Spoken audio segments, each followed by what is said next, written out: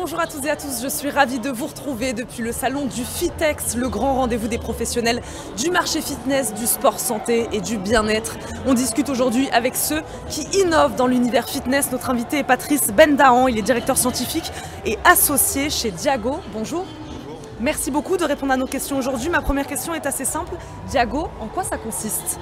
Diago est un petit objet connecté, une solution digitale qui permet à toute personne qui veut améliorer son bien-être et sa santé au travers de l'activité physique d'avoir des recommandations complètement individualisées et en temps réel lorsqu'elles vont pratiquer dans leur centre de remise en forme. Comment est née cette technologie ? Cette technologie a plus de 12 ans maintenant. On est passé par des étapes de R&D assez importantes avec des financements publics, notamment sur des dispositifs de financement sur la e-santé.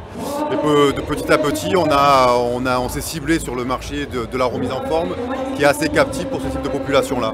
Mais justement, pourquoi, dites-nous, quel est le lien aujourd'hui entre santé et fitness ? Alors c'est assez direct, hein. Je veux dire, les prestations que proposent les salles de fitness sont multiples. Ça part des cours collectifs, une activité sur des plateaux cardio-muscu et d'autres types d'activités. Là, l'idée, c'était justement de leur apporter un outil supplémentaire pour encadrer leurs adhérents qui ont un objectif de prévention santé avant tout, à s'entraîner de manière intelligente et efficace dans leur enceinte.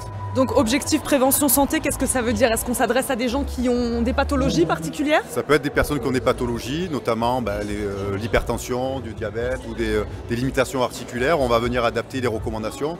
Et la plus grosse plus-value, en fait, c'est au sens de la Haute Autorité de Santé, on a toujours besoin d'avoir une mesure physiologique temps réel pour faire en sorte que les personnes soient dans des intensités qui sont propres à eux, pour ne pas les mettre en danger et surtout pour avoir un gain immédiat et palpable qui va permettre d'entretenir une motivation. Donc c'est vraiment ça l'objectif de la solution. Comment le Covid a impacté votre activité, ou en tout cas comment peut-être a-t-il remis en question aussi votre vision et votre regard sur ce marché-là? Alors il a impacté au départ avec une grosse remise en question justement. On ne savait pas si ce segment-là des salles de fitness allait perdurer.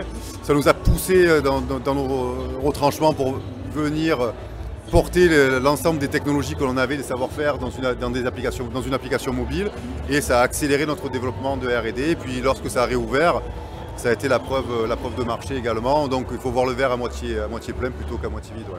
Expliquez-nous très concrètement, là ça va être la partie peut-être un peu technique, comment fonctionne votre technologie exactement? Alors c'est un petit brassard connecté, là je ne sais pas si on le voit à l'écran. Montrez-le peut-être, approchez-le de votre tête pour qu'on le voit bien. Ouais. Petit bracelet connecté. Petit bracelet connecté, un peu dans l'univers des montres connectées. Sauf que nous avons différents capteurs à l'intérieur avec des couches d'algorithmes qui permettent justement de venir détecter quelle activité fait la personne. On va pouvoir l'utiliser sur des plaques de renforcement musculaire. Vous savez, les machines guidées, on va poser dessus.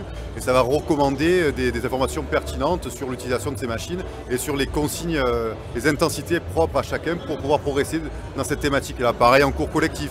Pareil sur des machines cardio, pareil à l'extérieur, à domicile avec des cours de functional training, etc. On essaie vraiment d'apporter un suivi 360 degrés à la personne pour que chaque activité qu'elle va faire comptera sur son bien-être et sur sa santé. Donc aujourd'hui, qui sont vos principaux clients?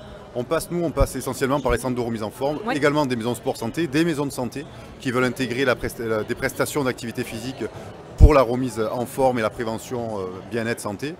Donc on est vraiment dans une situation en B2B2C comme on dit. C'est l'utilisateur final qui va obtenir le dispositif, mais on passe par des professionnels qui voient un intérêt pour mieux accompagner leurs adhérents. Quel est l'intérêt alors aujourd'hui d'être sur un salon comme celui-ci, comme celui du Fitex pour vous?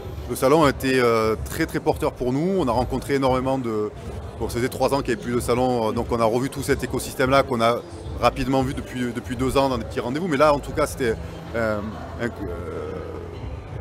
événement qui a permis de se repositionner, de revoir des partenaires. C'était vraiment très porteur. Vos projets pour les semaines et les mois à venir? Alors, les projets en direct du salon, c'est d'aller revoir tous nos partenaires et les mises en place de la solution dans ceux qui nous ont donné leur accord, et également de travailler de consort avec l'ensemble de l'écosystème avec qui on a travaillé, avec qui on a tissé des liens grâce au réseau. Et on va terminer sur ces mots. Merci beaucoup Patrice Bendahan d'avoir répondu à nos questions aujourd'hui. Je le rappelle, vous êtes le directeur scientifique et associé fondateur, c'est ça, chez Diago. Merci beaucoup d'avoir été avec nous. Merci à vous de nous avoir suivis depuis le salon du Fitex.